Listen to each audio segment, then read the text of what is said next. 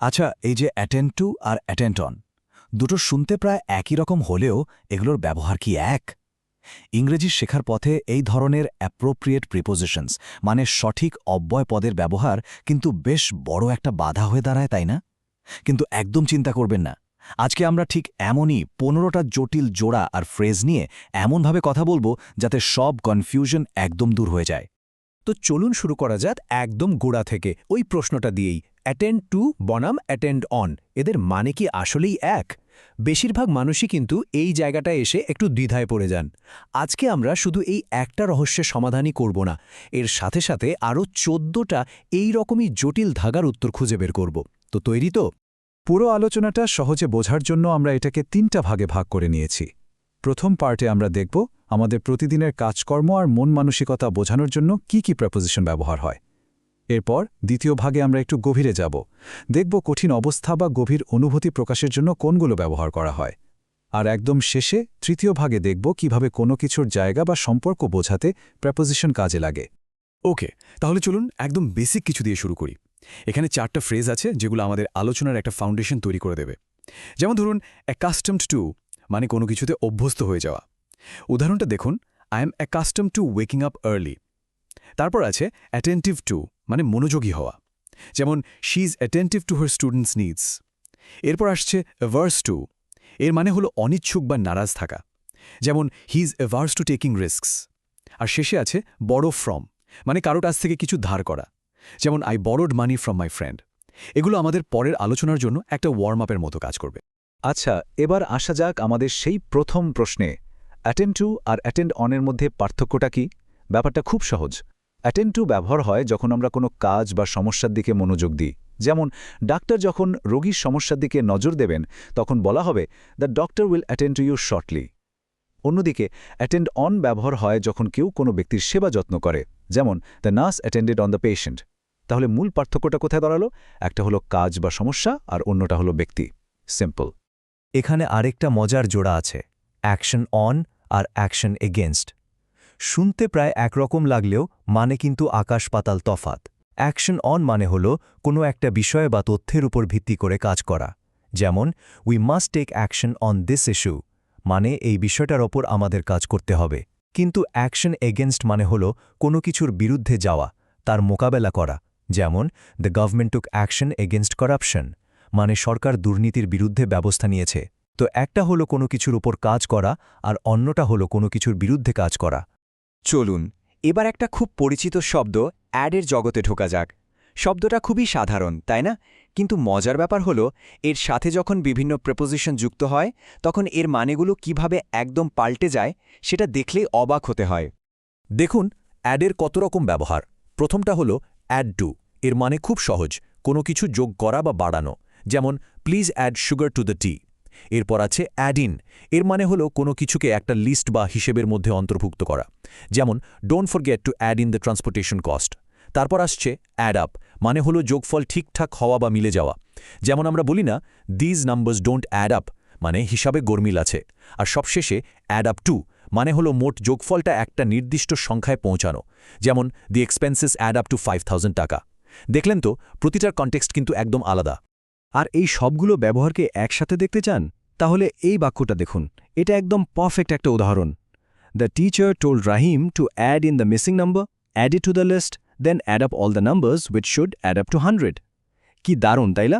একটা বাক্যের মধ্যে 4-4টা অ্যাড ফ্রেজ আর প্রত্যেকটার মানে একদম পরিষ্কার। আচ্ছা, দৈনন্দিন ব্যবহারগুলো তো দেখা হলো, চলুন এবার একটু দ্বিতীয় পর্বে যাই।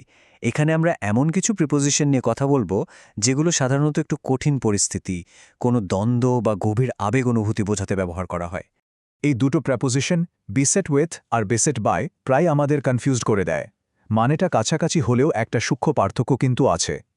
বেসেট উইথ আমরা সাধারণত ব্যবহার করি যখন কোনো বিমূর্ত সমস্যা বা অ্যাবস্ট্রাক্ট প্রবলেমের কথা বলি, যেমন বিসেট উইথ ডিফিকাল্টিজ মানে সমস্যায় জর্জরিত।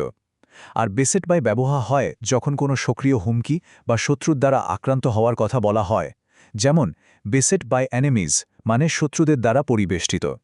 তো একটা হলো সমস্যা দিয়ে ঘেরা, আরেকটা হলো শত্রু দিয়ে ঘেরা। এই স্লাইডে আমরা গর্ব আর কষ্ট এই দুই ধরনের অনুভূতি নিয়ে কথা বলবো। প্রথমে গর্বের কথায় আসি। বোস্টফুল অফ আর বোস্টফুল অ্যাবাউট। বোস্টফুল অফ, যেমন he is boastful of his wealth, এটা একটু ফর্মাল শোনায়। আর বোস্টফুল অ্যাবাউট, যেমন she is boastful about her achievements, এটা আমরা কথায় বার্তায় বেশি ব্যবহার করি। এবার কষ্টের কথায় আসি। ব্লিড ফর মানে হলো কোনো কিছুর জন্য ত্যাগ স্বীকার করা, কষ্ট করা, যেমন soldiers bleed for their country. আর ব্লিড ফ্রম মানে খুব সরাসরি কোনো জায়গা থেকে রক্ত পড়া, যেমন his nose is bleeding from the injury. এখানেও দেখুন প্রেক্ষাপটটাই কিন্তু সবকিছু। আর এই ব্লিডের ব্যবহারগুলো একটা বাক্যে আনলে ব্যাপারটা আরও পরিষ্কার হয়ে যাবে। শুনুন, the soldier was bleeding from his chest, his mother's heart bled for him from far away, and sadly he bled to death before help arrived. দেখুন, ফ্রম, ফর আর টু ডেথ, এই তিনটে প্রেপোজিশন ব্যবহার করে কিভাবে একটা পুরো হৃদয় বিদারক গল্প বলে দেওয়া গেল। আচ্ছা, আমরা এবার আমাদের আলোচনার একদম শেষ পর্বে চলে এসেছি। এই পার্টটা খুব ইন্টারেস্টিং। এখানে আমরা দেখব প্রেপোজিশন কিভাবে কোনো সম্পর্ক, কোনো কিছুর উৎস বা কোনো জিনিসটা ঠিক কোথায় থাকা উচিত এই সব কিছু নির্ধারণ করতে আমাদের সাহায্য করে। এই দুটো খুব কাছাকাছি, বেনিফিট ফ্রম আর বেনিফিট বাই। এখানে মূল পার্থক্যটা হলো উৎস আর পদ্ধতির মধ্যে। বেনিফিট ফ্রম ব্যবহার হয় যখন আমরা কোনো উৎস বা সোর্স থেকে সুবিধা পাই, যেমন students benefit from good teaching. এখানে গুড টিচিং হলো উৎস। আর বেনিফিট বাই ব্যবহার হয় যখন আমরা কোনো কাজ বা পদ্ধতির মাধ্যমে সুবিধা লাভ করি, যেমন হি বেনিফিটেড বাই হার্ড ওয়ার্ক। এখানে হার্ড ওয়ার্ক হলো সেই পদ্ধতিটা। সহজ, তাই না? এবার একটা সুপার সিম্পল কিন্তু খুব কাজের নিয়ম শিখব আমরা। বাস্ট শব্দটা নিয়ে অনেকে একটু সমস্যায় পড়েন, কিন্তু আমি বলছি এটার একটা সহজ ট্রিক আছে, যেটা একবার শিখে গেলে আর জীবনেও ভুল হবে না। নিয়মটা কি? খুবই সোজা, শুধু দেখতে হবে বার্স্ট শব্দটার পরে কি আসছে। যদি বার্স্টের পরে একটা নাউন বা বিশেষ্য পদ থাকে তাহলে আমরা ব্যবহার করব বার্স্ট ইনটু, যেমন শি বার্স্ট ইনটু টিয়ার্স। এখানে টিয়ার্স হলো একটা নাউন। আর যদি বার্স্টের পরে একটা ভার্বের সাথে আইএনজি যুক্ত থাকে তাহলে আমরা ব্যবহার করব বার্স্ট আউট, যেমন হি বার্স্ট আউট লাফিং। এখানে লাফিং হলো ভার্ব প্লাস আইএনজি, ব্যাস এটুকুই। আর এই নিয়মটা বাস্তবে কেমন শোনায় সেটা দেখতে চাইলে এই উদাহরণটা দেখুন। When the door burst open, the baby burst into tears, the mother burst out crying too, and the father was bursting with anger.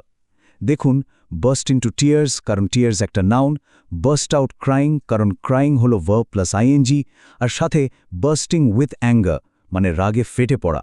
কি চমৎকারভাবে নিয়মটা কাজে লাগছে, তাই না? এবার চলুন ব্যালেন্স পরিবারকে দেখে নিই।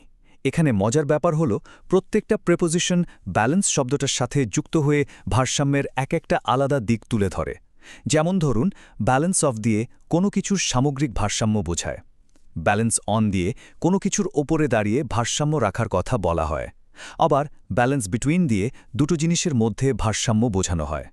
আর এই পুরো ব্যাপারটা একটা উদাহরণে দেখলে একদম জলের মতো পরিষ্কার হয়ে যাবে। ভাবুন একজন ছাত্রের কথা, তাকে মেনটেন করতে হয় আ ব্যালেন্স অফ এনার্জি, তারপর তাকে ব্যালেন্স অন হিজ চেয়ার, তাকে balance his studies with fun, এরপর balance the effort against the result, and finally balance between school and family life. দেখুন, একটা ছাত্রের জীবনের মাধ্যমেই ব্যালেন্স পরিবারের সব সদস্যকে আমরা চিনে নিলাম। এবার বর্ণ শব্দটা নিয়ে কথা বলা যাক। এটা খুব সুন্দর একটা ব্যাপার। বর্ণের পরে কোন প্রেপোজিশন বসছে সেটা যেন আমাদের জন্ম পরিচয়ের পুরো গল্পটা বলে দেয়।